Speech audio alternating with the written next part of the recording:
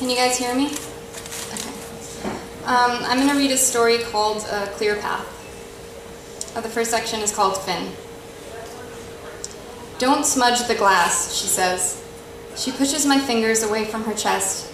I curl them into my hand. It's for looking, not touching, she says. Okay, okay, I reply, pulling the flannel sheet up over us, covering our bodies in the sight of contention. When she falls asleep, I slide my hand up into that spot between her breasts, somewhere near the sternum. My fingers feel the disruption in the skin like a splinter. The square of glass is cool. I imagine a camel that has traversed the mountain of breast, the hooves sinking with each step to reach the small oasis at the center. You can't drink here, it's a mirage. Or, I think, she is a robot. This is her control panel. The right fingerprint scan will open the small glass door, reveal the screens and buttons that make her jolt. I let my fingers slide over the glass. There is so much here with the touching. She sighs in sleep and I feel guilty. It's for looking, not touching. I can't look. People think it's weird when a man owns a bird.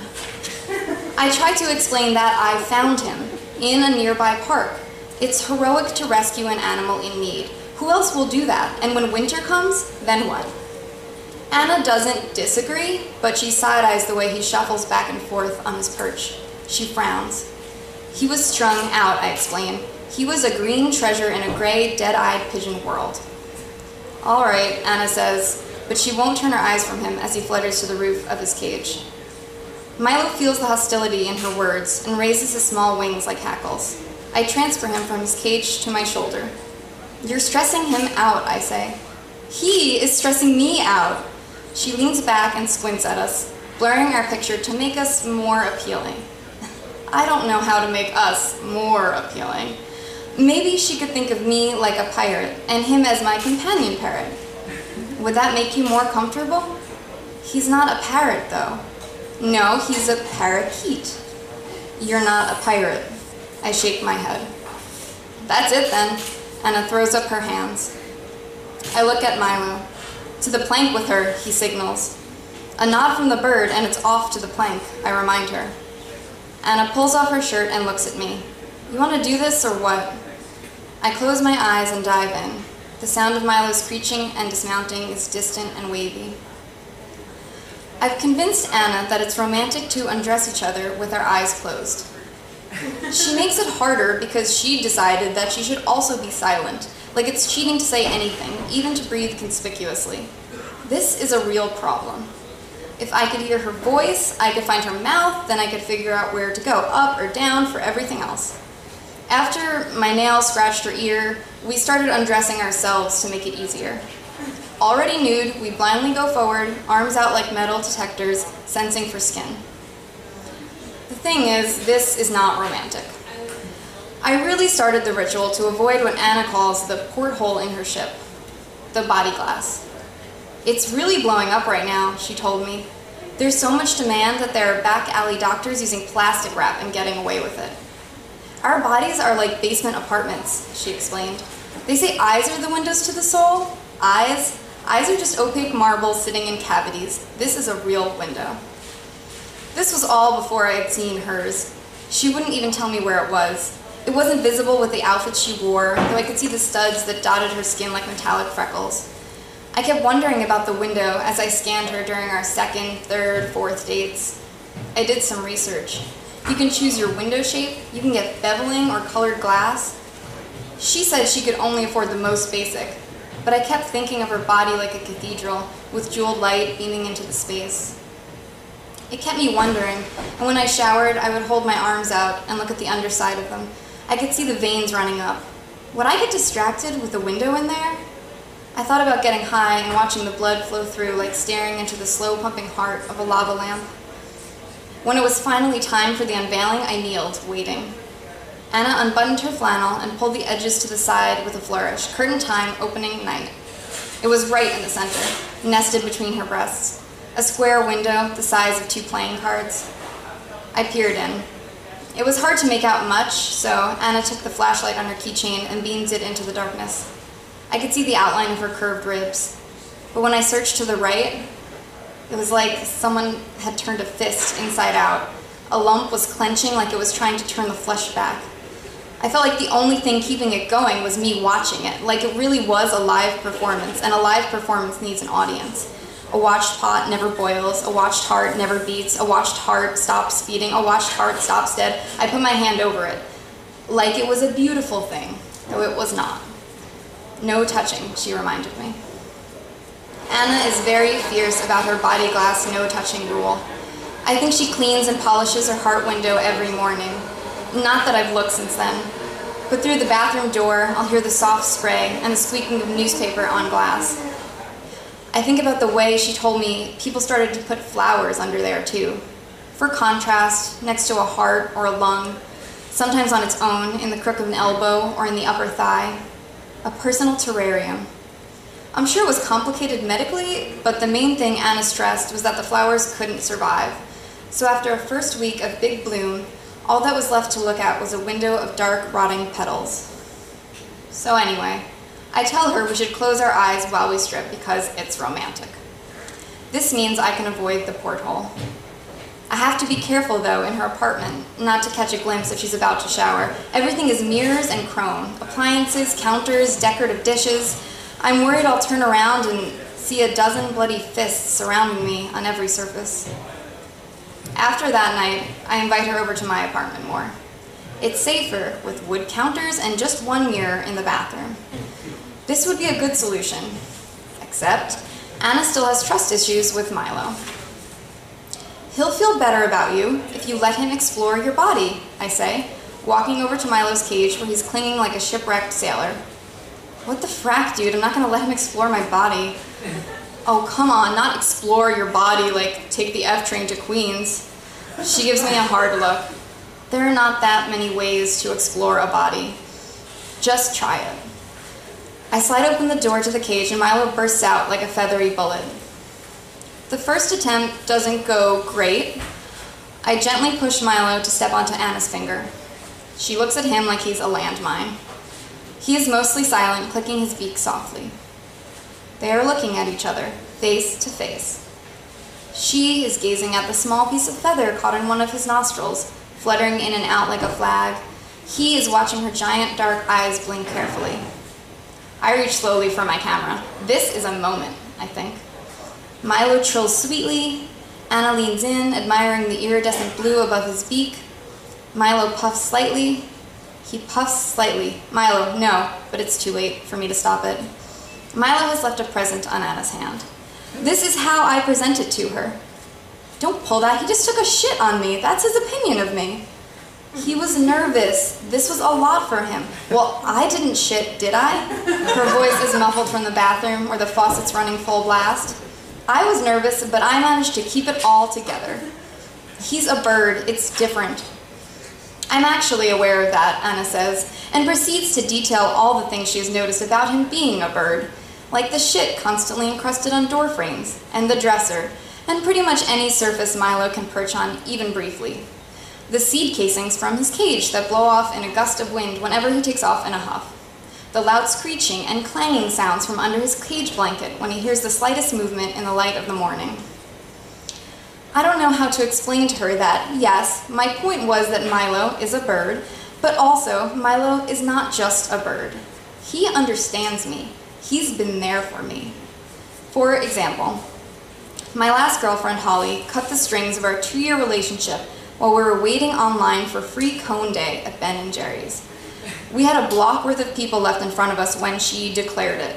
She let me plead and scroll through pictures of us on my phone as we ticked closer to the counter, silently taking in my reasons why she was wrong about this, why we were meant to be together. When we finally got to the front and were given our frozen prizes, she told me there was nothing more to be said. It was over. This is what is best. She told me to eat my ice cream. She thought ice cream would help. She was wrong. There's nothing more depressing than ice cream. She walked back home with me after to collect what she had left. She stuffed her sweater and 2 pairs of shoes into a garbage bag. She filled her coat pockets with various tubes from the medicine cabinet, wrapped a scarf around her neck, and shoved my spare key under the door. I told Milo everything. Her name should only exist during the Christmas season, you know? Milo chirped softly in sympathy. We watched movies and ate popcorn out of a shared yellow bowl. When I left angry whine messages on Holly's machine, Milo would screech, his beak dropping open like a nutcracker jaw. "I'm sorry," I'd say. "I know I shouldn't." He'd fall silent when I apologized, jumping on his swing and slowly rocking back and forth as I drifted into a depressed sleep. On the weekends after the breakup, I'd get out of bed just to open his cage door. Then, back to bed. I'd wake up again eventually because the wind from Milo's wings blew in my face as he settled on my head. "Milo," I'd put my hands up and he'd flee. But he'd come back, the wind rushing near my ears as he fluttered and shuffled around in my hair, his nails getting caught. Then he'd take a shit. To me, this was comforting. It was time to start the day, whether or not I was ready. I don't know how to explain this to Anna, so I just say again, he'd feel more comfortable if you just let him explore your body. I guide her into my bedroom. "Lie down on the bed." "No, I'm not tricking you into—" "How can I even trick you into that? Is that a thing?" "Lie down." "Here, take off the sweater. Turn over, that's right, face down. You can breathe, don't freak out." "No, that's okay. Leave that covered." "I'm bringing Milo in now. I'm gonna close the door." "Yes, I'll be outside of it." "No, then he'll just fly to me because he doesn't like you." "Well, I thought we were being honest. You'll be fine. You'll like it. I'll leave tissues." "Yes, he is an animal. It's sterile. I think. Urine is. Uric acid? You did research? Okay, just 5 minutes. I'll hear you." Anna. There's a feeling you get, like you're standing alone in an empty museum gallery, like this clean sense of peace, and the guard has wandered to the next hall, and I feel like I've given that place to my heart, a room of its own, and I can look in and I imagine it as the centerpiece painting. Even though if you had the Mona Lisa by itself in a building, that's not quite right, and even worse, there's something cliche about the Mona Lisa, though you can't help that. But the point is the bird here. I'll call you Bird because Milo is a weird name for a bird. You give me this museum feeling, the way your feet are pattering up and down my back like it's a landscape, not just a back. And I can hear close to my ear the sound of you ruffling your feathers like thumbing sharply through a deck of cards. And with my eyes closed, I think of your owner and how he thinks undressing like this, eyes closed, is romantic. Or he wants me to think this, though obviously it isn't. It's like being underwater without goggles, flailing around for a slippery ankle. It's all because of this. He thinks this pane of glass in my chest is like a frozen lake that will plunge him and drown him. And isn't it funny when I say pane of glass in my chest, I get worried? It feels emergency call dangerous. I see ambulances and gushing blood, even though I know, as we're turning over now, there's no wound, and this is a small hill for you, an unimpressive obstacle that you patter on and lean over and tap your beak at, like fulfilling a stereotype, bird and water glass. He told me how you used to slam into mirrors and windows when he first found you, before you understood invisible walls. And for you here, another fake oasis, isn't it? And I adore the feeling of those claws skittering over it. It's easy to adore things like that.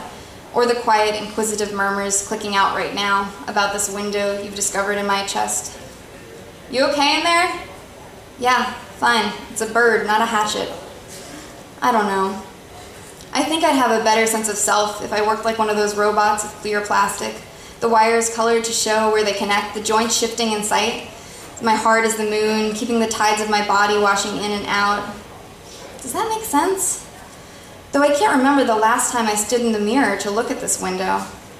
I keep the window clean so it reflects the light. I learned this from my friend Lana. She polishes her engagement ring nightly. She moves her hand while she talks so she can get a glimpse of her finger, catch a glint of the diamonds, to remind her, I am chosen. I remind myself, I am still alive. I think if paramedics come, I can say, "Am I having a heart attack? Look in there." And I point to the window. Though I guess I'd have to be in my bra. Thinking it this way makes it feel like a fantasy, like the paramedic is a hunk, and I am bearing all, and then we end up getting married in the ambulance where we first kissed. This is the second time ambulance has come up in a short time. What does that mean? Probably nothing good for me. And Bird, I forgot about you. But you make me feel calm, and I wonder what your fantasies are. If they're really eating popcorn out of a bowl with a man with a soul patch while he complains to you about his ex-girlfriend, or if they involve a runway in the sky or something less pretty like regurgitating seeds somewhere. Finn, Milo is missing. Did you know he buries his head in his shoulder feathers and sleeps on one foot? Is this something I can put on a missing poster? But who looks for birds? I put up posters anyway. Along the halls of the building and clinging to telephone poles. I tape long tapered tail feathers with turquoise and gray stripes to the posters as an example. I put up a photo of me with Milo clinging to my shirt collar. His empty cage interrogates me under the light of the kitchen table. Anna is also gone. This is more confusing. Nothing had changed between us. Things were going well, I thought, but on the same day, they were gone. I call her. I call her. I call her. She never answers the phone. She ignores my messages. I leave many, trying to clarify the situation. There are puzzle pieces missing here. I think there is something unlovable about me. I think the tampons and the Greek yogurt are gone. I think she has been planning this. I think, what is love? I think she has a reason. I think, what reason? I think they disappeared the same day. Then I think she has taken him. She has taken Milo.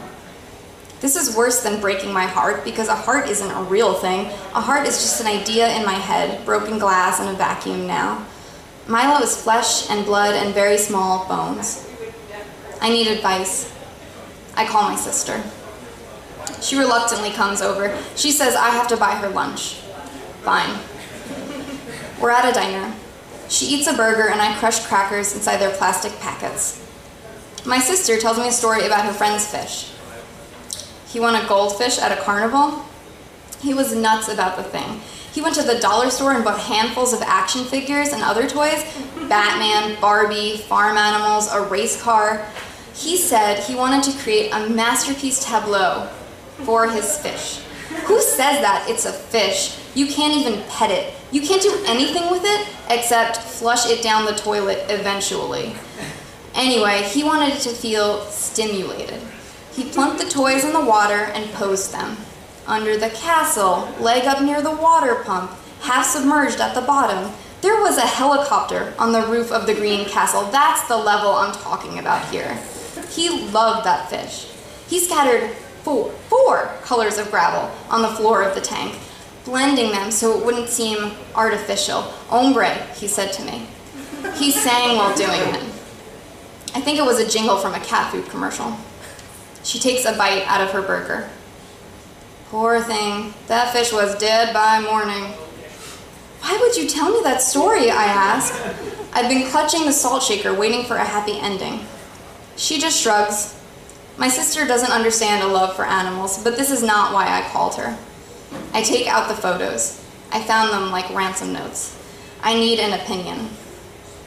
Milo, posed on Anna's naked back. Milo, nestled in her tousled hair, her breasts, her thighs. What do you think, I ask. They were spending a lot of time together. Well, that's an unnatural relationship, my sister says, and shudders, but she's looking at me. I wait for her to clarify that she's talking about the relationship between Anna and Milo, but she never does. I begin to shake salt into my water glass, and it swirls around the ice like a snow globe. I think of Milo frantically flapping next to Anna's heart, and then a dark, rotting pile of feathers. I begin to call Anna every day, multiple times a day. I send her pictures of her pictures. I am unrelenting. After weeks, Anna finally replies, "Look to the skies." Then, "Stop calling me." Did you know 100 million birds die each year crashing into glass windows in mirrored buildings? In the day, they see clouds and trees and think their path is clear. At night, they bounce from light to light, trying to find a star path. I look carefully, hoping to see a green treasure in a gray, dead pigeon world. I collect the small, sad bodies and nestle them in the freezer next to the peas and ice cube trays. until I can deposit them at volunteer headquarters. They note down the details of their deaths and their species. They track it. They lobby for change, to save other birds from such fates. I keep searching, to see Milo again. I hope to find a clear path. I go forward with my arms straight out, waiting to feel the crash. Thank you.